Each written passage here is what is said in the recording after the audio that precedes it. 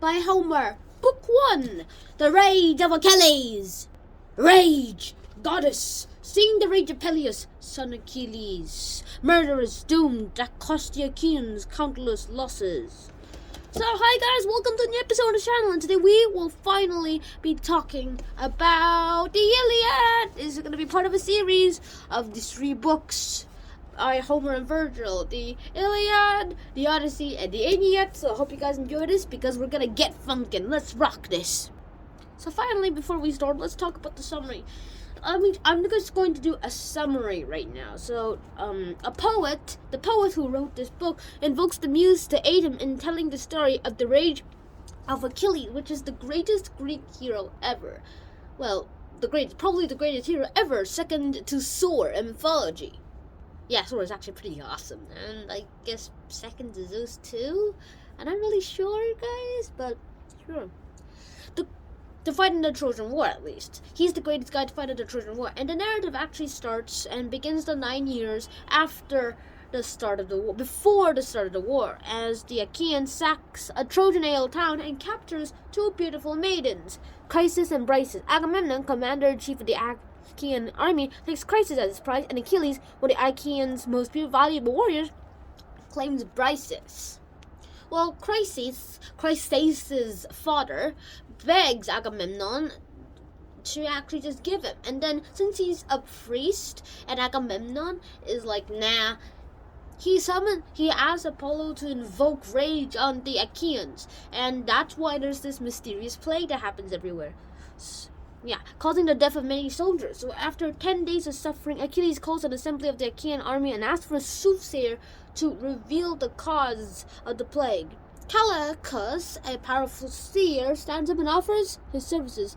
Though he fears retribution from Agamemnon, Calchas reveals the plague as vengeful and strategic move by Chryseis and Apollo. Agamemnon flies in rage and says that he will return Chryseis only if Agamemnon gives him Briseis as compensation, which Achilles like. But then, there's not much to really do about Achilles. I mean, his rage is like. Seriously, I gotta stop doing those. And I sound like a monkey. Like Paper Jam Dipper.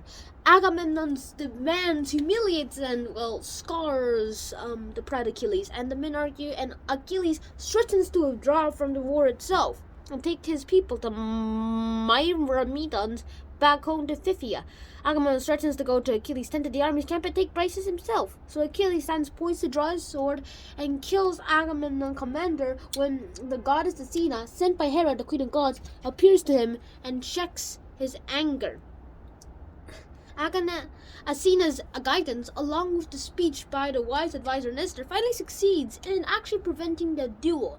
And that night, Agamemnon puts Chryseis on a ship back to her father and sends heralds to have Briseis escorted from Achilles' tent. Achilles prays to his mother, the sea nymph Cetus, to ask Zeus, the head god, to punish the Achaeans. He relates to her the tale of his quarrel with Agamemnon, and she promises to take the matter up with Zeus, who owes her a favor. As soon as he returns from the searching, a period of feasting with the Aesopians. Meanwhile, the Achaean commander Odysseus is navigating the ship that Chryseis has actually boarded, and we'll see this guy in the Odyssey soon. Assassin's Creed Odyssey. When he lands, he returns the maiden and makes sacrifices to Apollo. Chryseis and the Achaeans camp, and Apollo acknowledges his prayer, and Odysseus returns to his comrades. But by the end of this plague on the Achaeans only marks the beginning of the war suffering. Ever since his quarrel with Agamemnon, Achilles has refused to participate in battle, and after 12 days, that makes her appeal to Zeus as promised. Zeus is reluctant to help the Trojans, for his wife, Hera, favors the grapes, but he finally agrees.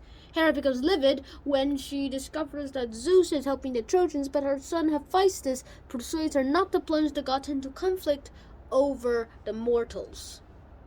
And so that's the whole summary of the book 1. I hope you guys enjoyed that, and in my opinion, there has been a lot of things to do all of this. I mean, the book 1 is just the beginning, but then the Rage of Achilles is just the start of a few stories of the Iliad. It's gonna go up all intense, and until we reach the 24th book then of the Iliad, then we won't really be anywhere. The Iliad, the book 1, has so much to really talk about in a sense, but this is just the beginning, so I'm not even sure what's gonna happen. I will see you guys in the next episode. Now, peace. Happy New Year, everyone.